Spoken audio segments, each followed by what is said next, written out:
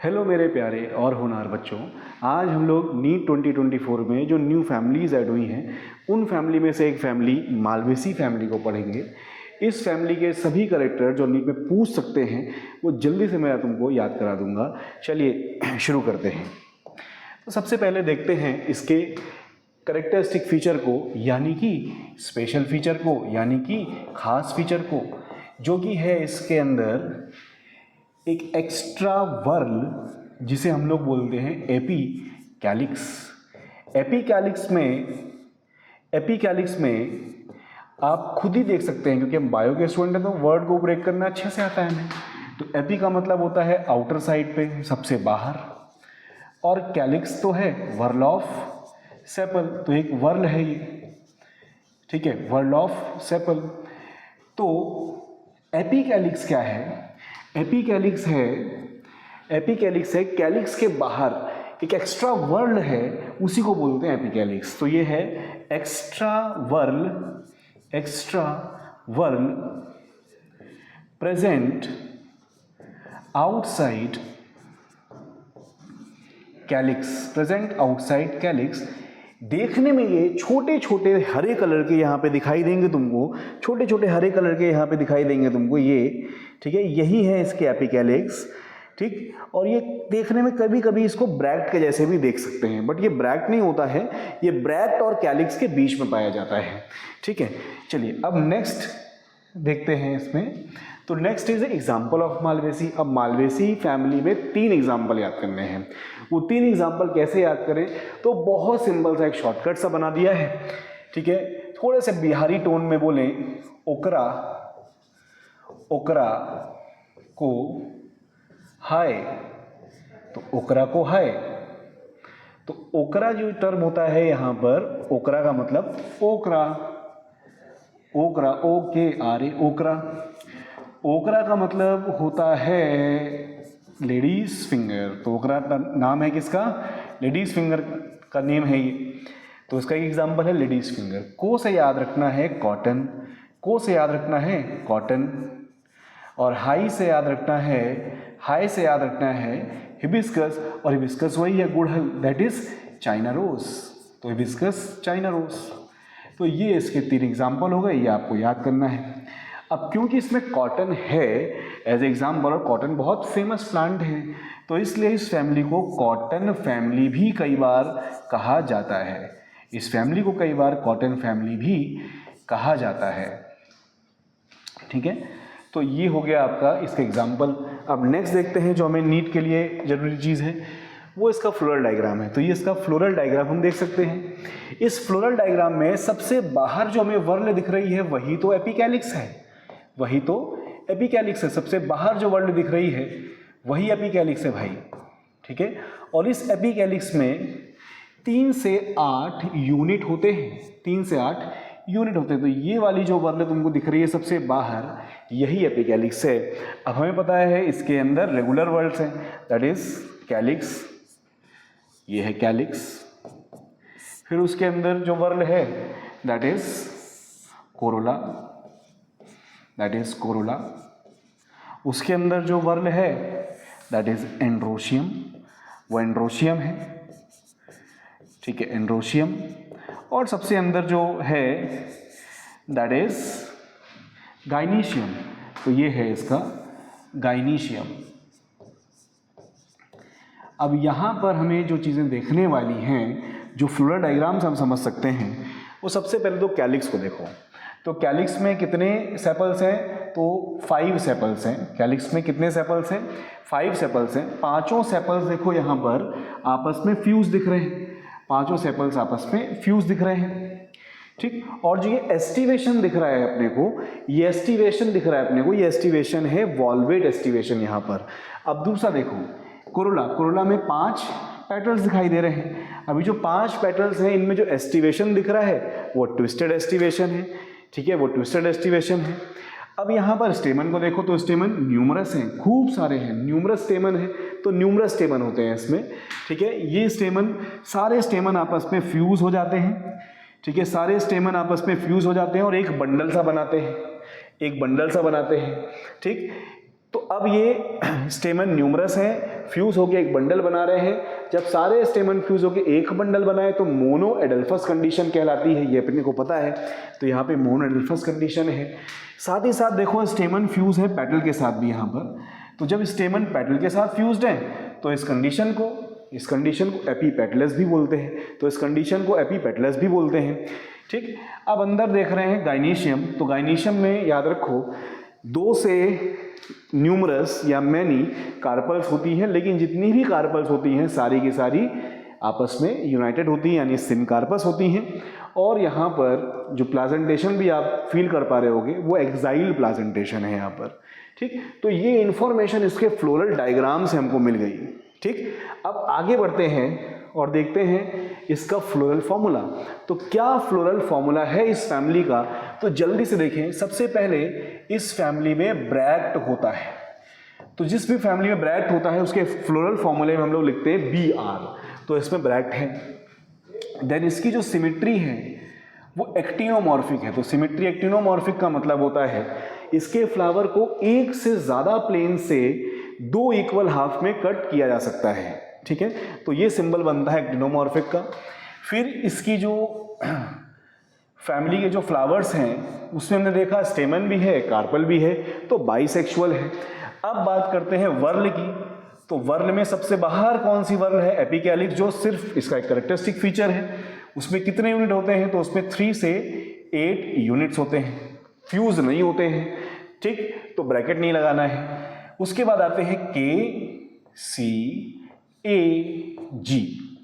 KCAG, calyx, Corolla, androecium, gynoecium.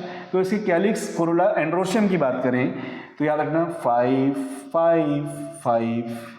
ठीक है, 5 5 infinite, 5 5 infinite, infinite मतलब न्यूमरस, 5 5 इनफाइनाइट, 5 5 इनफाइनाइट मतलब न्यूमरस। और ये हो गए सारे के सारे फ्यूज्ड आपस में। ठीक है, इसके सेपल्स भी आपस में फ्यूज होते हैं, पेटल्स भी आपस में फ्यूज होते हैं, एंड्रोशियम के स्टेमन भी आपस में फ्यूज होते हैं। साथ ही साथ एंड्रोशियम पेटल के साथ भी फ्यूज होता है, तो एपीपेटलस कंडीशन ऐसे दिखाते हैं। गाइनीशियम में आए तो ओवरी होती है सुपीरियर, ओवरी कैसी होती है सुपीरियर, और 2 से न्यूमरस इसके अंदर कार्पल्स हो सकते हैं। तो ये बनता है इसका फ्लोरल फॉर्मूला। ये बनता है इसका फ्लोरल फॉर्मूला, बहुत सिंपल है। ब्रैक्टिएट, एक्टिनोमॉर्फिक, बाइसेक्सुअल, एपिकैलिक्स 3 से 8। ठीक है, फिर 5 5 5 इनफाइनाइट, 5 5 5 इनफाइनाइट, 5 5 5 इनफाइनाइट, फिर 2 से infinite carpels in the gynoecium and the ovaries superior. तो ये बन गया इसका फ्लोरल फॉर्मूला, और इसको हम बहुत आसानी से 1-2 बार पढ़ के याद रख सकते हैं। ठीक है, नेक्स्ट देखते हैं फीचर्स ऑफ फ्लावर। वही फीचर जो फ्लोरल फॉर्मूले में, फ्लोरल डायग्राम में हमने देखे हैं, उसी को यहाँ पर हम लोग बस एक बार जल्दी से नोट डाउन कर लें। इसकी पीपीटी में तुमको भेज दूंगा तो उसकी टेंशन मत लेना। तो सिमेट्री एक्टिनोमॉर्फिक, सिमेट्री है कैसी, एक्टिनोमॉर्फिक। ठीक है, उसके बाद सेक्सुअलिटी कैसी, तो भाई बाइसेक्सुअल फ्लावर है, बाइसेक्सुअल फ्लावर है, दोनों मेल और फीमेल इसमें पाए जाते हैं। ब्रैक्ट तो भैया हाँ प्रेजेंट है, ब्रैक्टिएट फ्लावर है, प्रेजेंट है, ब्रैक्टिएट फ्लावर है। कैलिक्स तो यस, कैलिक्स में 5 सेपल्स होते हैं, कैलिक्स में 5 सेपल्स होते हैं। सारे सेपल्स आपस में फ्यूज होते हैं तो गैमोसेपलस कंडीशन होती है, गैमोसेपलस कंडीशन होती है। और जो एस्टिवेशन है इसमें होता है वो कौन सा होता है भाई, वॉल्वेट एस्टिवेशन होता है। कौन सा एस्टिवेशन है, वॉल्वेट एस्टिवेशन है। ठीक, फिर वैसे ही कोरोला, तो कोरोला में भाई कितने पेटल्स हैं, तो कोरोला में 5 पेटल्स हैं, कोरोला में 5 पेटल्स हैं। और ये सारे के सारे पेटल आपस में भी फ्यूज थे भाई, तो गैमोपेटलस कंडीशन बोलते हैं इसको। ये आपको पता है क्योंकि ये पहले मॉर्फोलॉजी में कर चुके हैं कवर। गैमो का मतलब क्या होता है, टू यूनाइट। तो जब पेटल आपस में यूनाइट होते हैं तो गैमोपेटलस, सेपल आपस में यूनाइट होते हैं तो गैमोसेपलस। अगर अलग अलग हैं, यूनाइट नहीं है, फ्यूज नहीं है, तो पॉली वर्ड लगा देते हैं, पॉलीसेपलस और पॉलीपेटलस, ये तो पता है। वैसे ही एस्टिवेशन जब हम देख रहे थे पेटल्स में, तो कैसा एस्टिवेशन दिख रहा था मेरे भाई, तो वो दिख रहा था ट्विस्टेड। कैसा एस्टिवेशन दिख रहा था, तो दिख रहा था ट्विस्टेड। तो इसमें ट्विस्टेड एस्टिवेशन होता है। तो इसमें ट्विस्टेड एस्टिवेशन पाया जाता है। अब इसके आगे इसके फीचर्स देखते हैं, यानी एंड्रोशियम गाइनीशियम। तो एंड्रोशियम में कितने स्टेमन होते हैं भाई, कितने स्टेमन होते हैं एंड्रोशियम में? तो न्यूमरस स्टेमन होते हैं एंड्रोशियम में, न्यूमरस। सारे के सारे स्टेमन के फिलामेंट, सारे के सारे स्टेमन के फिलामेंट, सारे के सारे स्टेमन के फिलामेंट आपस में फ्यूज होते हैं और उनके एंथर फ्री होते हैं, और ऐसी कंडीशन को हम लोग बोलते हैं मोनोएडल्फस। तो इसमें मोनोएडल्फस कंडीशन है।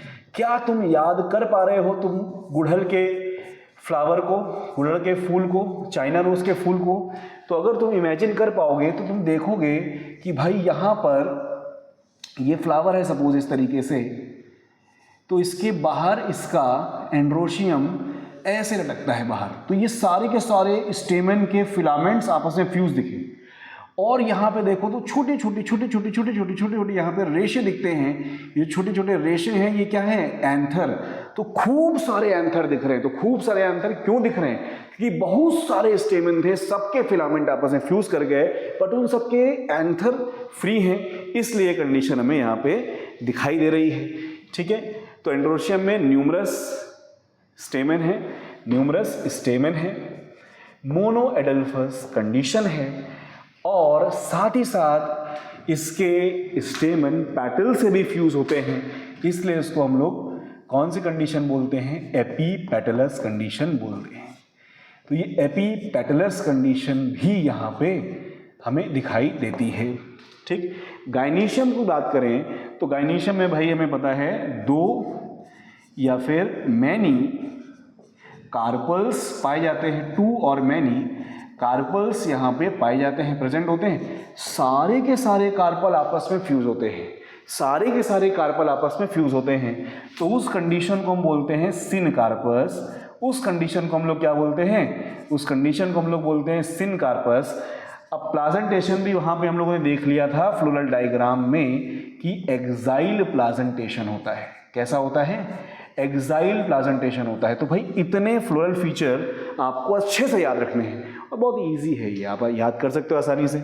सीड, तो भाई सीड एंडोस्पर्मिक है, इसके सीड में मैच्योरिटी के बाद भी एंडोस्पर्म पाया जाता है, तो एंडोस्पर्मिक सीड है।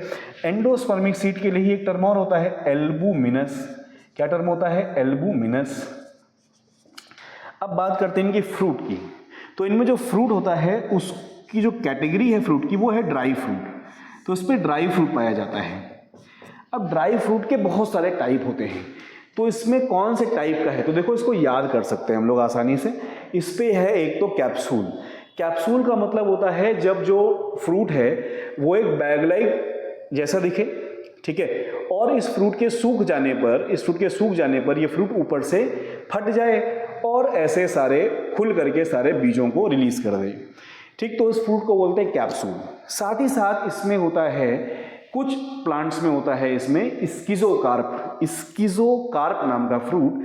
इसमें क्या होता है ये बैग लाइक जैसा ही है पूरा एग्रीगेट करके, बट इसमें ये छोटे छोटे पार्ट्स में डिवाइडेड होता है। ऐसे ये छोटे छोटे पार्ट्स में ऐसे डिवाइड होता है, हर एक पार्ट के अंदर सीड्स होते हैं।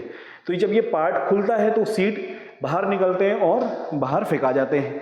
ठीक है, दे आर रिलीज्ड आउटसाइड। ठीक है, तो ड्राई फ्रूट में 2 प्रकार के 2 टाइप्स होते हैं, या तो इसमें कैप्सूल होगा या फिर इसमें होगा स्किज़ोकार्प।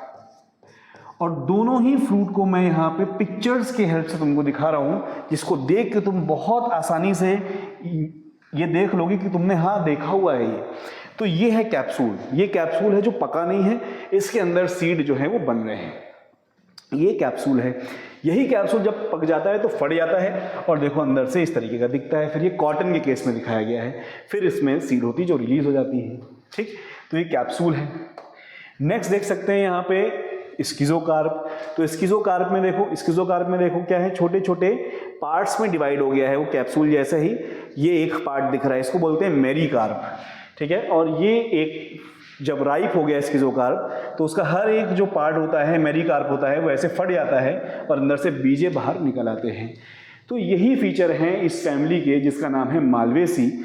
आई होप तुमको ये सारे फीचर्स में 90% तो यहीं पे याद हो गए होंगे। जो नहीं याद हुए हैं उसको जल्दी से 2 बार पढ़ोगे तो याद हो जाएगा। ये वीडियो इस टाइम पे लाने का पर्पस सिर्फ इतना है कि कम दिन बचे हैं नीट के लिए, अब जो एक्स्ट्रा चीज़ें हैं उसको पढ़ लो। वो जब पढ़ोगे तो नीट तक तो याद रहेंगी, तुरंत नीट पे जाओ और इसके क्वेश्चन सॉल्व कर दो। ठीक है, आई होप तुमको ये वीडियो इंटरेस्टिंग लगी होगी, अच्छा लगा होगा ये कंटेंट आपको, तो इसको परफॉर्म करिए, नीट में जाके फोड़ दीजिए। तब तक के लिए नेक्स्ट वीडियो मैं तुमको भेजता हूँ जो मालवेसी के अलावा जो फैमिली है उसमें आएगा। तो all the best, keep rocking, अच्छे से पढ़ाई करो।